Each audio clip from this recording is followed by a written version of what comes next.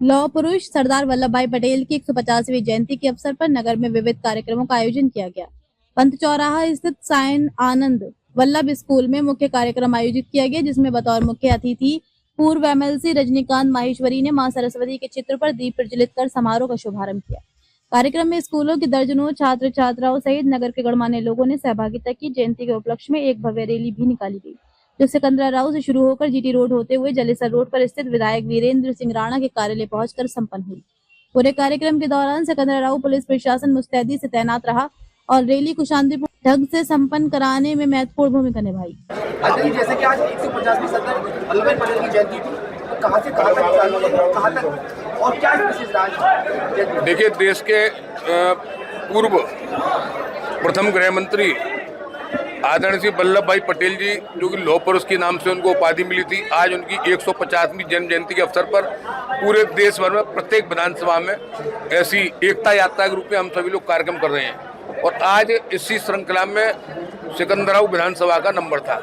इसमें आपने देखा होगा बहुत ही दिव्य एवं भव्य ये पद एकता यात्रा निकाली गई। इसमें हजारों की संख्या में हमारे पार्टी पदाधिकारी, क्षेत्र की जनता और सभी सम्मानित हमारे जनप्रतिनिधि, हमारे इस सिकंदराव विधानसभा के लोकप्रिय जनप्रिय माननीय विधायक श्री वीरेंद्र सिंह राणा जी, और इसमें मुख्य अतिथि के रूप में आदरणीय रजनीकांत माहेश्वरी जी एमएलसी साहब, जो कि पूर्व क्षेत्रीय अध्यक्ष हैं, वो रहते माननीय सांसद श्री अनूप प्रधान वाल्मीकि जी, और मैं स्वयं हमारे हर्षकांत कुशवाहा जी चेयरमैन यहाँ के, और सभी सम्मानित भारतीय जनता पार्टी के कार्यकर्तागण एक बड़ी संख्या में रहे और एकता यात्रा में संदेश देने का काम किया।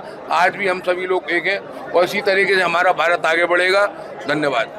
सिकंदराव में सरदार वल्लभ भाई पटेल की जयंती को लेकर एक आयोजन किया गया, इसके बारे में जानकारी दें। देश के प्रथम गृह मंत्री, देश के उप प्रधानमंत्री, लौह पुरुष सरदार वल्लभ भाई पटेल की 150वीं जन्म जयंती के उपलक्ष्य में ये रन फॉर यूनिटी रखी गई थी।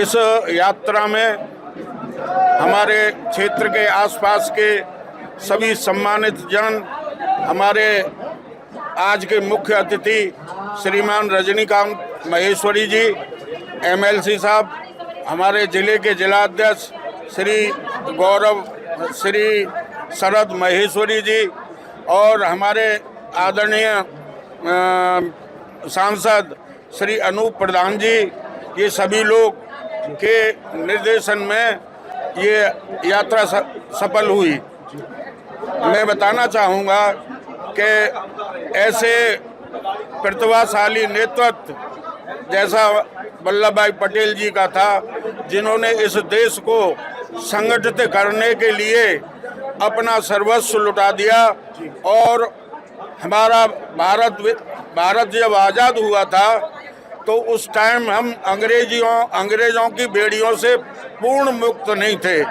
क्योंकि जो सिपह सालार थे हमारे, वो उनसे प्रभावित थे।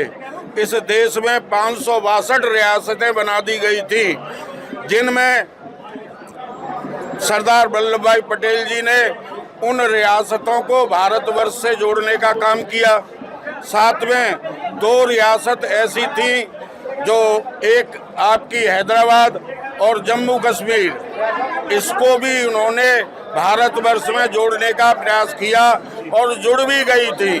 लेकिन तत्कालीन प्रधानमंत्री श्री नेहरू जी ने आधी हमारी कश्मीर को वापस पाकिस्तान को दे दिया।